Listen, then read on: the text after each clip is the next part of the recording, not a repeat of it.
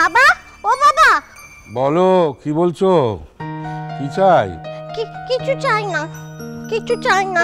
তুমি তুমি তুমি আমাকে একটা গল্প পড়ে শোনাও দেখি। হ্যাঁ, গল্প পড়ে শোনাও। গল্প? হ্যাঁ, গল্প। এই তো এই বইটার মধ্যে অনেক গল্প আছে, স্যার আমাকে পড়ে শোনায়। তা সে তো কদিন ধরে আসছেই না, মুখ পড়া কোথাকার। না না না না, এইভাবে কখনো বড়দের সম্বন্ধে কথা বলতে নেই। তোমায় আমি কতদিন না বলেছি। তাছাড়া উনি তোমার স্যার হন। তাহলে আসছে না কেন বলো?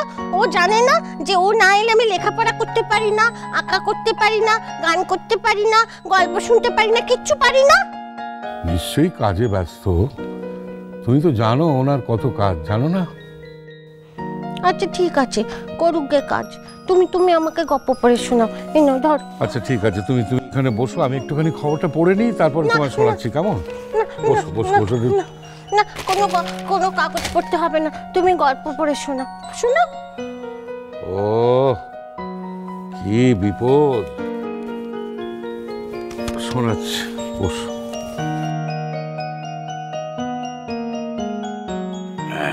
এই গল্পটা শোনো।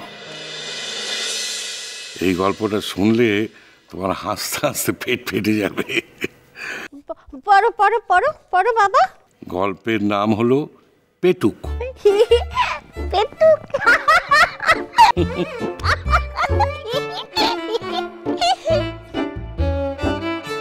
হরিপদকে সবাই ডাকছে, হরিপদ হরিপদ। হরিপদর আর কোনো সার নেই।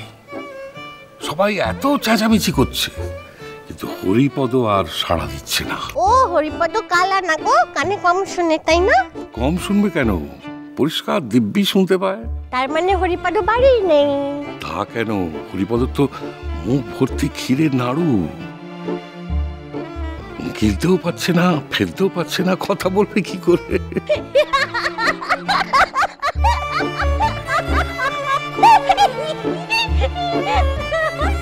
আবার তাড়াতাড়ি আসতেও পারছে না, এলেই ধরা পড়ে যাবে।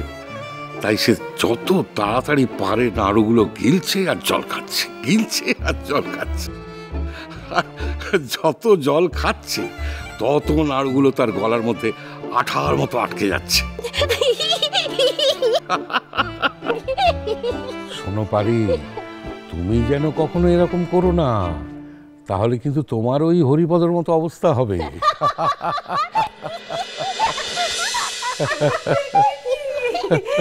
দেখছি বাপ আর মেয়ে হেসে গড়াগড়ি। কি হয়েছে গা?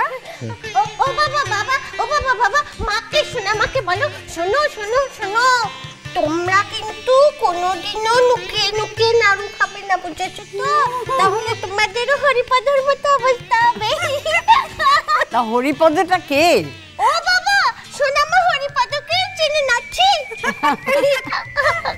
প্রাণে যে খুব ফুর্তি দেখছি। হ্যাঁ, এখন এমন একটা কথা বলবো না, একেবারে আনন্দে লাফিয়ে উঠবে। বলো বলো শোনা মা, কি বলবে বলো। হ্যাঁ গো, শুনছো? কি? আমাদের কিন্তু একটা আবদার আছে। ও বাবা, সে আবার কি? এবারে ফাঁকি দিলে চলবে না, এটা পাশ করাতেই হবে। কি আশ্চর্য, কিছু জানলাম না, শুনলাম না তার আগেই। বলছি আমাদের আবদার হলো আমরা একটু জগন্নাথ দর্শন করতে যাব। হ্যাঁ ঠাকুরপো, আমাদের নিয়ে কিন্তু অনেক দিন তুমি কোথাও যাও না, এবার আমাদের নিয়ে জগন্নাথ ধামে যেতে হবে। ওরে বাবা, কি মজা কি মজা কি মজা, আমরা বেড়াতে যাব। ও বাবা বাবা, আমরা বেড়াতে যাব। ও বাবা, আমরা বেড়াতে যাব, কি মজা। ব্যাস হয়ে গেল। রাতের ঘুম চলে গেল। আচ্ছা, তুমি কি আর বলার সময় পেলে না? এই পাড়ির সামনেই বলতে হলো? এবার তো আমার মাথার চুলগুলো সব খাড়া করে দেবে। বেশ হয়েছে, আমাদের কথায় তো নড়বে না, এই পরীকে ভিড়িয়ে দেব। আরে বাবা, তোমরা বোঝো না কেন? আমার কি সেই শরীর স্বাস্থ্য আছে? আমরা তো গেলে হবে না, পারিকেও তো সঙ্গে নিয়ে যেতে হবে। কে সামলাবে ওকে বলো তো? তুমি কিচ্ছু চিন্তা করো না ঠাকুরপো, আমরা সব ঠিক করে রেখেছি। আমরা দুই বউ যাব, তুমি যাবে, পাড়ি যাবে, পাঁচি যাবে, আর ছোটন যাবে। কি মজা কি মজা কি মজা। ব্যাস, সবই তো সেটেল হয়ে আছে, তাহলে আমার কি ভূমিকা? কিন্তু কিন্তু কিন্তু কিন্তু আমার একটা কথা আছে, আমি কিন্তু বড় বৌদিকে ছাড়া কোথাও যাব না। আমি বড় বৌদিকে ছাড়া কোথাও গিয়ে থাকতে পারবো না, আর আমার স্যার কিন্তু যাবে। হ্যাঁ বড় বৌমা, বড় বৌমা। হ্যাঁ বাবা। শোনো, তোমার দুই শাশুড়ি, একজন 16 বছর, একজন 17 বছর মেয়ের মতো আবদার করছে, একটু সামলাও না মা। ঠিকই তো বলেছেন বাবা। আচ্ছা, কতদিন হয়ে গেল বলুন তো আপনি ওদের নিয়ে কোথাও বাইরে বেড়াতে যান না? তাছাড়া ঠাকুরঝিরও তো একটু হাওয়া বদল দরকার বাবা, একভাবে ঘরের মধ্যে পড়ে থাকে। বলছো? বলছি। ব্যাস ব্যাস, বড় বৌমা বলে দিয়েছে, তার মানে আমাদের যাওয়া হচ্ছে গো। দেখি তাহলে।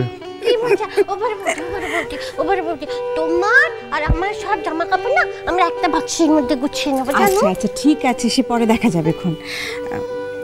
বাবা, আপনার সঙ্গে আর একটা কথা ছিল। বলো। মেজো আপনাকে একটা কথা বলতে চায়। ও মা, তা সে নিজে এসে কইছে না কেন গো? কতবার তো বলছি মা।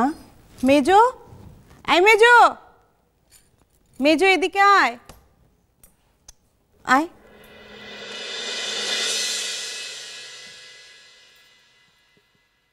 কি হয়েছে মেজ বৌমা?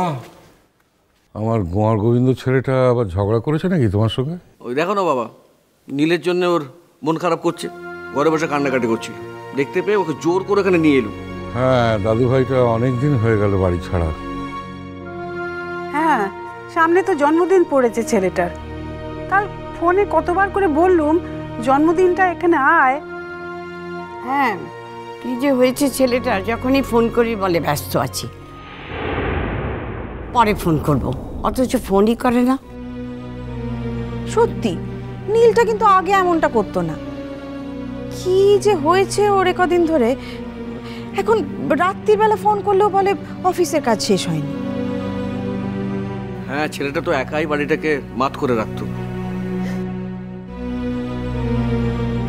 বাবা, কেঁদো না মা, সন্তানের জন্য মায়ের কষ্ট তো হবেই,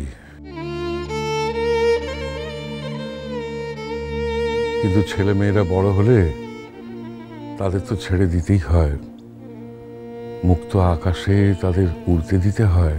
বাবা, বাবা এবার ওকে কলকাতায় চলে আসতে বলুন, অনেক হয়েছে, বাইরে কি খায় না খায়। না না, ও তো কলকাতার অফিসে কাজ পেয়েছিল, জোর করে তো বাইরে চলে গেল, বললো নাকি বাইরে স্কোপ বেশি। কিন্তু আমি বললে কি শুনবে? বাবা, এক আপনি বললেই শুনবে বাবা। সত্যি কথা, এবার কলকাতায় ফিরুক, ধরে একটা বিয়ে দিয়ে দেবো। বেশ, আজ আমি রাত্রের দিকে একবার নিজেই ফোন করব। এই কি গো, তোমার ফাইল ফেলে যাচ্ছিলে, কাল থেকে বলে চলেছো জরুরি ফাইল জরুরি ফাইল। চলো। ও দাদু ভাই, বেরোচ্ছ? হ্যাঁ গো, আসলে আজ সেমিনারে আমার পেপার পড়া আছে। বাহ, খুব ভালো পড়া হোক পেপার। বাবা, বাবা পেপার মানে তো বই বলো। হ্যাঁ, পেপার মানে তো কাগজ। আমি আর বাবাও পেপার পড়ছিলাম। বলো বাবা, পড়ছিলাম না? বলো বলো। পারি, কথা কইতে দাও। সরো, গায়ের উপর থেকে সরো, যাও। দাদু ভাই, বলো না তো। আমরা কিন্তু একটা প্ল্যান করেছি।